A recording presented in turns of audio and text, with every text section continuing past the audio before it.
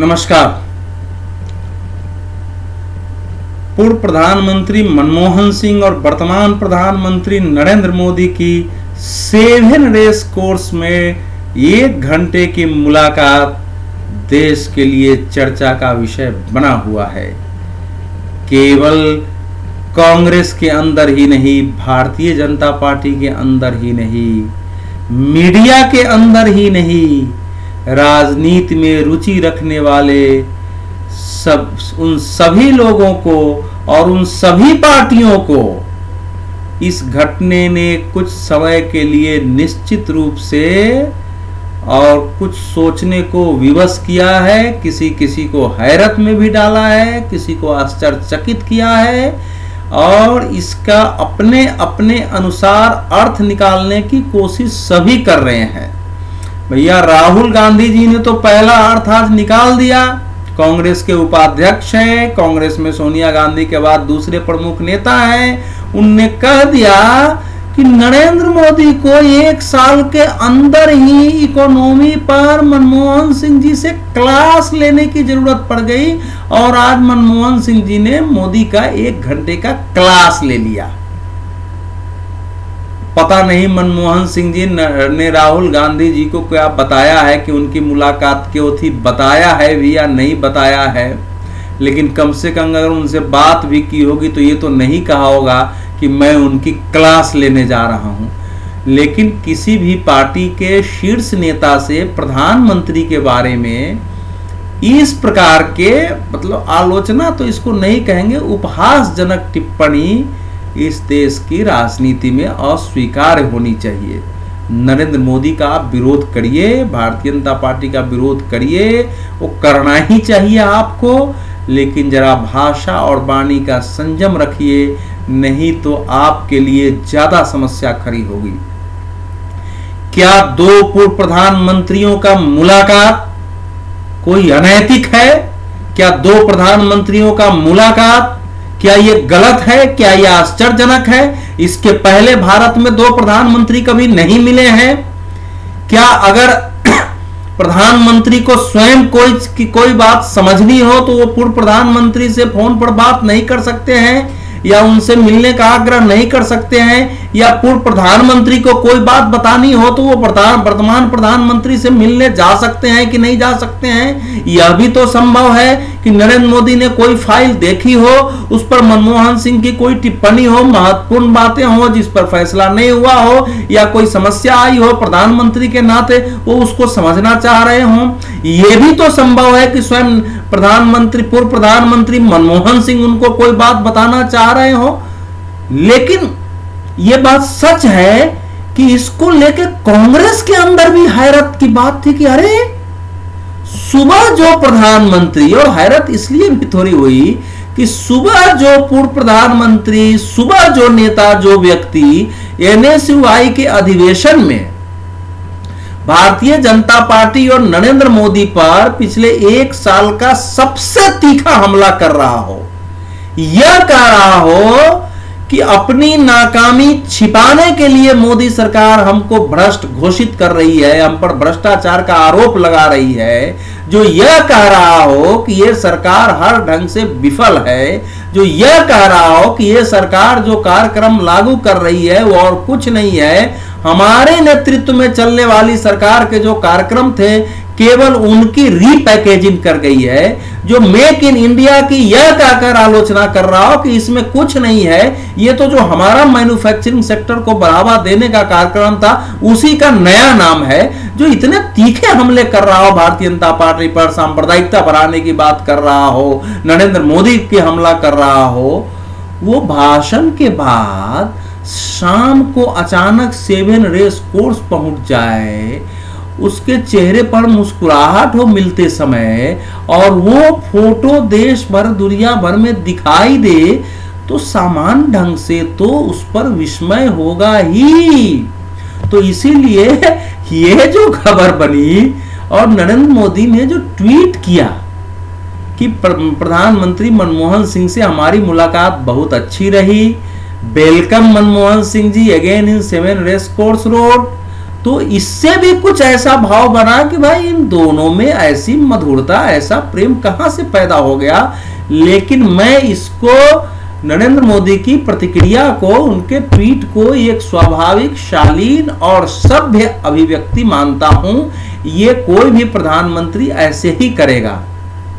राजनीति के मंच पर एक दूसरे का विरोध, एक दूसरे की आलोचना, हमला अलग बात है, लेकिन राजनीति के परे ये देश है और देश के लिए कोई बात आपस में करनी हो, उसमें किसी को समस्या आरे नहीं आनी चाहिए।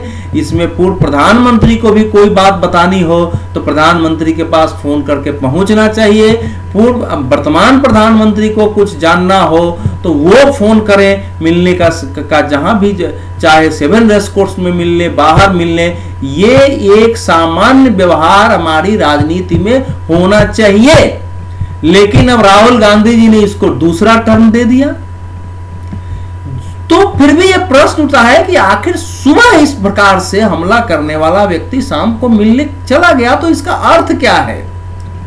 क्या कहीं ऐसा तो नहीं कि लगातार मुकदमे में फंसने के बाद, लगातार पूर्व नौकरशाहों के किताबों से हमला झेलने के बाद और स्वयं पार्टी के अंदर विरोध झेलने के बाद मनमोहन सिंह जी को यह लगा हो कि मुझे प्रधानमंत्री से मिलके अपनी बात रखनी चाहिए, उनको बताना चाहिए कि मैं प्रधानमंत्री रहते हुए मैंने क्या क्या किया, यही सच है, आप फाइलें देख लें। शायद उन्होंने ये सोचा हो कि उनको ये भी बताना चाहिए कि एक पूर्व प्रधानमंत्री के साथ अगर कोई जांच एजेंसी और इस प्रकार के व्यवहार करती है या पूर्व नौकरशाह इस प्रकार के हमले करते हैं तो क्या उनको उसी रूप में लेना चाहिए जो वो सारे लोग कर रहे हैं।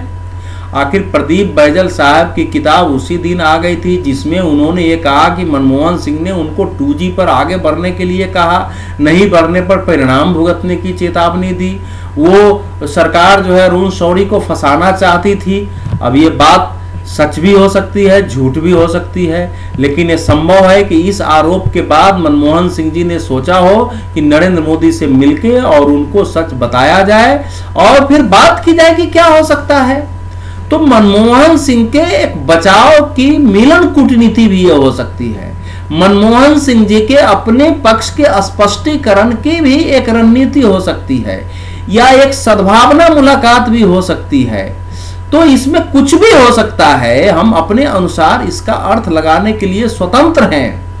लेकिन ये मुलाकात चर्चा का विषय तो बनेगा, इसके अर्थ तो निकाले जाएंगे कांग्रेस में भी और भाजपा में भी। भाजपा के भी एक प्रवक्ता महोदय ने जितनी जल्दी इस पर टिप्पणी कर दी मनमोहन सिंह पर, वो भी बिल्कुल अनुचित था। अगर उनके प्रधानमंत्री कोई टिप्पणी नहीं करते हैं तो उनको अचानक टिप्पणी करने की क्या जरूरत पड़ गई थी। कांग्रेस के अंदर यह बात सच है कि सोनिया गांधी और राहुल गांधी के कारण नेता मनमोहन सिंह के साथ होते हैं, लेकिन नेताओं की ऐसी बड़ी संख्या है जो मानते हैं कि मनमोहन सिंह के नेतृत्व में कांग्रेस की ऐसी दुर्दशा हो गई, मनमोहन सिंह के नेतृत्व में कांग्रेस की छवि कलंकित हुई, मनमोहन सिंह के नेतृत्व में भ्रष्टाचार इतना हुआ, मनमोहन सिंह के नेतृत्व में देश के अंतिम सालों में, अंतिम 2-3 सालों में देश का विकास नहीं हुआ, बेड़ा गर्क हुआ, कांग्रेस की छवि नहीं बनी और आज हम बुरी दशा के शिकार हैं। तो ऐसे लोग गाहे बेगाहे पीछे में मनमोहन सिंह पर आरोप लगाते हैं लेकिन खुल के नहीं बोलते हैं। जिस दिन मनमोहन सिंह से सीबीआई ने पूछताछ की थी उस दिन कांग्रेस अध्यक्षा सोनिया गांधी के नेतृत्व में 24 अकबर रोड यानी कांग्रेस के मुख्यालय से एक मार्च उनके घर तक निकाला गया था, उनके साथ एकजुटता दिखाने के लिए। वहां नेताओं ने बयान भी दिए थे, लेकिन वो सारे बयान उनके दिल से ही दिए गए थे, ये आवश्यक नहीं हो। तो मनमोहन सिंह को अपनी पार्टी का भी संपूर्ण सपोर्ट नहीं है, लेकिन सोनिया गांधी की भी समस्या है कि अगर मनमोहन सिंह को सजा हो गई, मनमोहन सिंह फंस गए, तो फिर पूरी कांग्रेस पार्टी के अस्तित्व पर प्रश्न खड़ा हो जाएगा, क्योंकि मनमोहन सिंह का चयन सोनिया गांधी ने किया था, मनमोहन सिंह को प्रधानमंत्री सोनिया गांधी ने बनाए रखा था, मनमोहन सिंह सोनिया गांधी का हमेशा पक्ष लेती रही हैं, उनकी प्रशंसा करती रही हैं। लेकिन दूसरी ओर ये बात भी सच है और इससे भी शायद 10 जनपद में थोड़ी आशंका हो कि भैया बहुत सारी फाइलें तो प्रधानमंत्री जी को वहाँ भेजनी पड़ती थी, जो फाइलें नहीं भी जाएं उनमें भी तो वहाँ से कुछ सलाह मशविरा करना पड़ता था।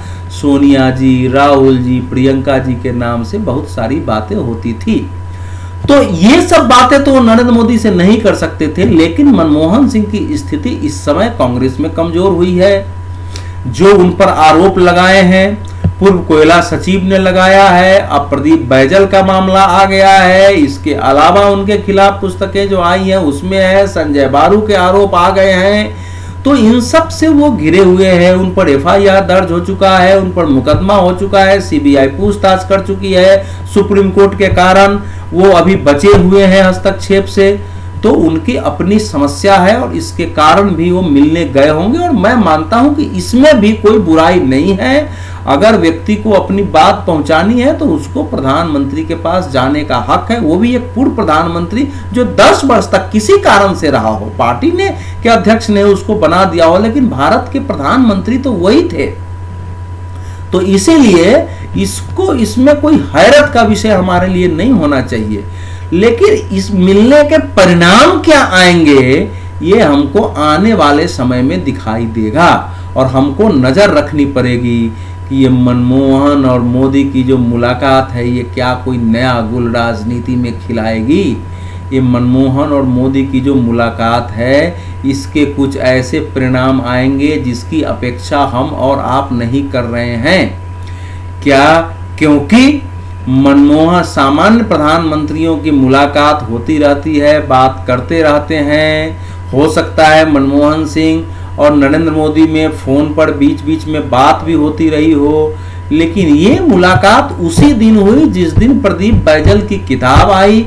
ये मुलाकात उसी दिन हुई जिस दिन मनमोहन सिंह ने सबसे तीखा भाषण अपने रिटायरमेंट प्रधानमंत्री पद से हटने के बाद अपने पार्टी के मंच से दिया। तो इसलिए इस पर प्रश्न खड़ा हो रहा है, और कांग्रेस के लिए भी जरा इसका बचाव करना और उत्तर देना कठिन हो गया था। लेकिन हम और आप जरा नजर रखिए, क्योंकि राजनीति में बहुत चीजें रोचकता भी पैदा करती है, तो जरा रुचि से हम देखें। और राहुल गांधी से भी निवेदन करें कि भैया किसी प्रधानमंत्री को इतना छोटा मत बनाओ, उसका राजनीतिक विरोध करो, लेकिन वो उसको क्लास लेने की जरूरत मनमोहन सिंह से पड़ गई हो, ये आवश्यक नहीं है। भारत की अर्थव्यवस्था का सच यही है कि मनमोहन सिंह, पी चिदम्बरम और आनंद शर्मा जी की तीनों जोड़ी अपने पूरी क्षमता लगा करके भी कम से कम 2012-2013 में भारत की अर्थव्यवस्था को पटरी पर नहीं ला सकी, विकास दर को ऊपर नहीं उठा सकी, मैन्युफैक्चरिंग सेक्टर को नहीं बढ़ा सकी, महंगाई पर काबू नहीं कर सकी। ये सच है। इसलिए इसका क्लास तो कम से कम नरेंद्र मोदी को लेने की जरूरत नहीं पड़ी हो।